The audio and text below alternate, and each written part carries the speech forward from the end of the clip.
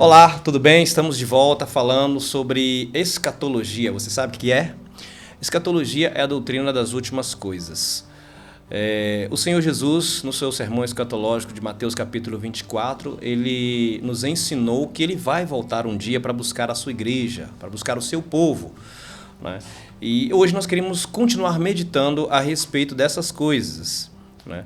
O que é escatologia? A palavra escato do grego última ou último, e logia significa lógica ou ciência ou conhecimento, nos dá a ideia de que escatologia significa que nós estamos estudando as últimas coisas, os últimos eventos da humanidade. E nós, cristãos, nós cremos que o Senhor Jesus, assim como ele diz em João capítulo 14, ele foi preparar lugar e ele retornará para nos buscar, como ele mesmo disse, né? Mas como será a sua volta, né? Os discípulos fizeram essa pergunta para Jesus, eu falei disso no vídeo 1, depois você pode procurar no nosso canal aí. Os discípulos perguntaram: Senhor, como sucederá a sua vinda? Que sinal há de acontecer para que nós entendamos que o Senhor está próximo? E ele começa a falar.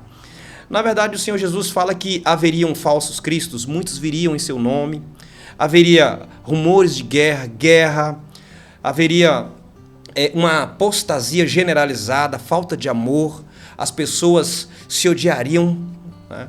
Então, esses são sinais de que ele estariam próximo. Porém, ele fala, esse é um princípio das dores. E ele fala também de uma grande tribulação. Então, o Senhor Jesus fala ali em Mateus 24, a partir do verso 15, ele insere a ideia de que vai acontecer uma grande tribulação. Vai haver um período em que a humanidade será afligida, angustiada. No Antigo Testamento nós temos o termo angústia de Jacó se referindo a esse período escatológico da humanidade. Mas eu quero me ater com você agora ao texto de Mateus capítulo 24, versículo 15, quando o Senhor Jesus insere essa ideia. E ele fala: quando, pois, virdes o abominável da desolação de que falou o profeta Daniel no lugar santo, quem lê, entenda. Então os que estiverem na Judéia fujam para os montes. Quem estiver sobre o eirado, não desça a tirar de casa alguma coisa. E quem estiver no campo, não volte atrás para buscar a sua capa. Ai das que estiverem grávidas e das que amamentarem naqueles dias.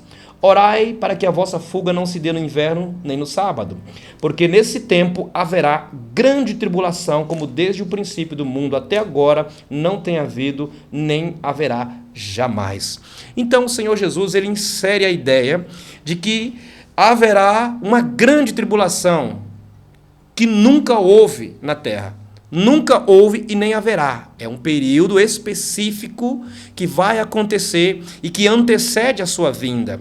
E ele dá mais informações a respeito desse período. Ele fala, olha, versículo 15, quando vocês virem o abominável da desolação de que falou o profeta Daniel, lá no capítulo 9, no versículo 27, Daniel fala que vai se levantar um homem e ele vai se assentar no trono de Deus, no templo de Deus, e querendo ser igual a Deus.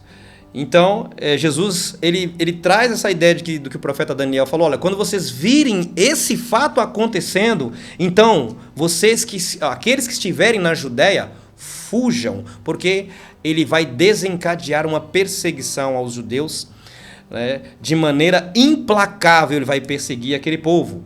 Então, ele começa a dar mais pistas de como será a sua vinda. E ele começa a falar, olha, aquele que está no eirado não deixa atirar coisa alguma que está dentro de casa. Então, se você analisar a geografia da Palestina daquela época, as casas como eram construídas, eirado é a parte de cima, é o telhado, e as casas eram feitas de forma rudimentar, de rochas. Então ele está dizendo, você que estiver em casa, você está limpando a sua eira, você está fazendo alguma coisa ali no seu telhado, nem perca o seu tempo para buscar alguma coisa dentro de casa. Fuja, corra. Quem estiver no campo, não volte atrás para buscar a sua capa. Fuja. Por quê? Porque haverá um período de grande tribulação.